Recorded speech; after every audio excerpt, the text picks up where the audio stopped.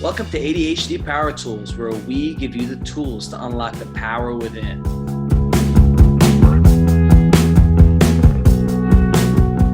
Hello, Brooke. Today I want to ask you, what are some tools you can give us on how to stay focused? Sure. So we're now in the second wave of COVID with the Delta variant and lots of anxiety spiking again. And I always like to go back to how to reframe and stay focused on what you can control compared to all of the concerns that you have, that some of them are out of your control.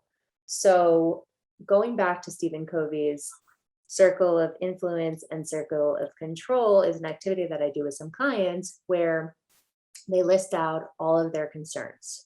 Every concern that they have, take it out of your head and put it down onto paper. From there, separate them out to something that you can actually do something about and something that you have no control with. And the things that you can do something about, talk about what you can do about that concern. So what can you influence about a concern that you might have? Perhaps you can do something like, if we're talking about COVID, do something outside with a mask if you're concerned about catching the virus and you still want to be outside, get the vitamin D, socialize, those kind of things. So stepping outside of all the negative thoughts and concerns, which of course are normal and you're going to have them and everyone has negative thoughts, but breaking it down into a more proactive approach into what can I do about some of these concerns. Yes, being proactive about it, 100%. Realizing, not everything's going to be perfect. What's good enough? You know what I mean? I like that for sure, especially during these times in the pandemic where we're kind of getting news fatigue. We're getting fatigued by all the news. That's another thing that you can control. I do not watch the news. Robert Kiyosaki talks about anything that, before this even having, he's great. And he talks about you will get anything that's important from someone that you know and someone that you care about. So me and my husband shut off the news. We don't watch it. It is, depending on which station you watch, goes into one direction or another. It's become so political and it's not anything for me personally that brings positivity into my life. 100%. And when I think, how do I want to stay focused?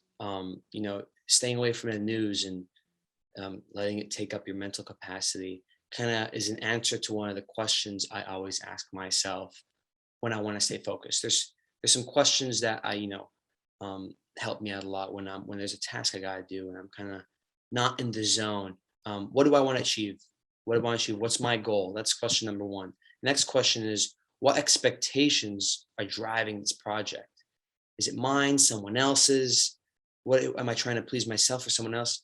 What expectations is running the project? Whose?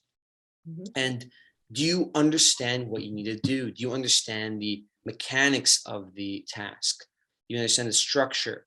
You have a whole game plan. Those are the three questions those three questions are super important when I want to stay focused. And there's multiple other factors, like I've talked about before. There's the Zeigarnik effect, which is a principle when unfinished tasks are harder to get out of your brain than tasks that haven't been started yet.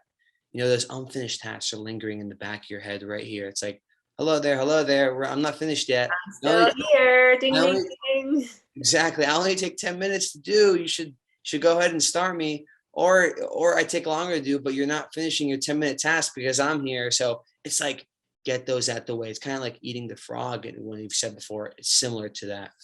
Yeah. And those 2-minute tasks, do it right away. 2 or less. Yes. Have you ever heard of the term Ohio? No. What's that? Tell me.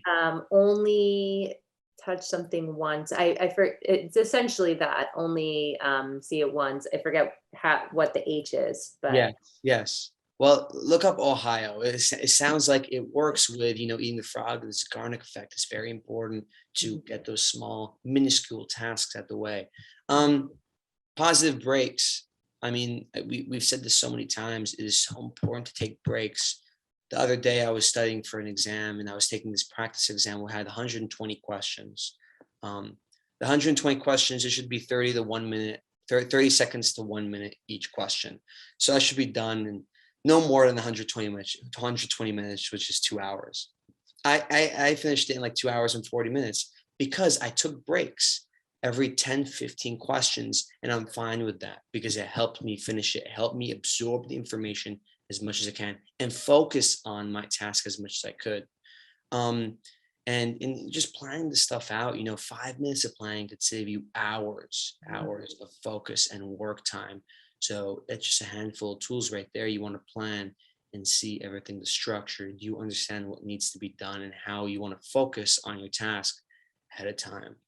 Sounds like the theme here is the proactivity in Yes, your intention. 100%, 100% proactivity. Stay proactive, and that will make you help you become productive and stay focused on what you need to do. Whether it's working out, watching a movie, sitting in a meeting, taking an exam, studying. There's so many different. It's multifactorial, and these are some tools that can help you. Helps me at least stay focused.